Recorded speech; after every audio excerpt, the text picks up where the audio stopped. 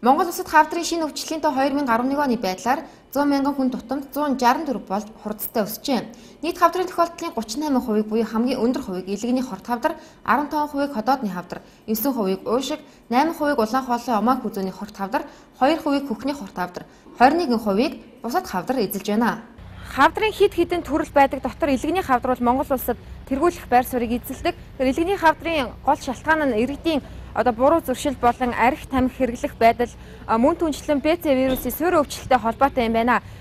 Илгэний хавдрын юм бол өвчлөлийн хувьд бол нэгт орж байна. Дээрээс нь нас баралтын хувьд бол одоо хамгийн илбэг тохиолдож байгаа. Хамгийн илбэг шалтгаан.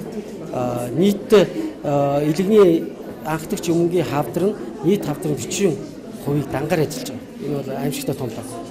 Жилдээ ойролцоогоор нэг 1600-аас 1700 хүн шинээр илгэний хорт хавдар өвчлөж байгаа. Ерөөсөө нэг цөөхөн одоо шалтгаан тодорхой хорт хавдрын нэг нь илгэний анхдагч юм уу? БЦ вирус. Ерөөсөө шалтгаан тодорхой. Тэгэхээр хүн амын дундах БЦ вирусын тархалтыг бууруулах, энэ өвчлөлийг багасгах нь өөрөө энэ өвчнийг 20 жилийн дараа цөөхөн байрлахын хамгийн чухал алхам баггүй. 2007-аас 2010 оны байдлаар хорт хавдрын шинэ тохиолдлын 47% нь буюу дийлэнх нь 3 дугаар үе шатанда, 32% нь 4 дугаар шатанда, 13% нь 2 дугаар шатанда эмнэлэгт хандаж онцлуулдаг бол дөнгөж 7% нь 1-р үедээ онцлуулж эмчлүүлдэг байна.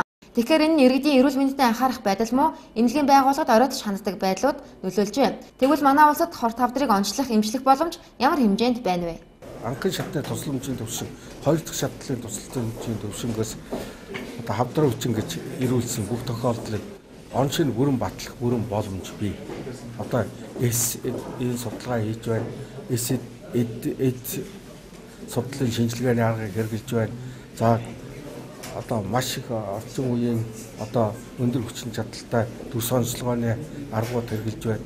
Эрдэнэтгэн онцлогооны арга хэрэгжилж байна. Энэ он шиг бол бүрэн баталж, за энэ дээр бол илэрсэн тохиолдол дэлхийн төвшөнд дэлхийд дахин хорт хавдрыг эмчилдэг ямар аргууд байдгүй тэр аргуудаар эмчилж байна. Мэсцлийн аргаар эмчилж байна. Туяа эмчилгээний аргаар эмчилж байна. Хим эмчилгээний аргаар эмчилж байна. Бүр хожуу үед шатанд тоглолцсон одоо хавдартай хүмүүст хөнгөлөлт тусламжийг үзүүлж байгаа. Нас баралтын шалтгаанд хорт хавдар 2 дугаарч бичигдэж байгаагийн учир нь иргэд эмнэлэгт хожуу хандах 75% нь 3-4 дугаар үе шатанд орсныхон дараа онцлогдож байгаатай холбоотой юм байна.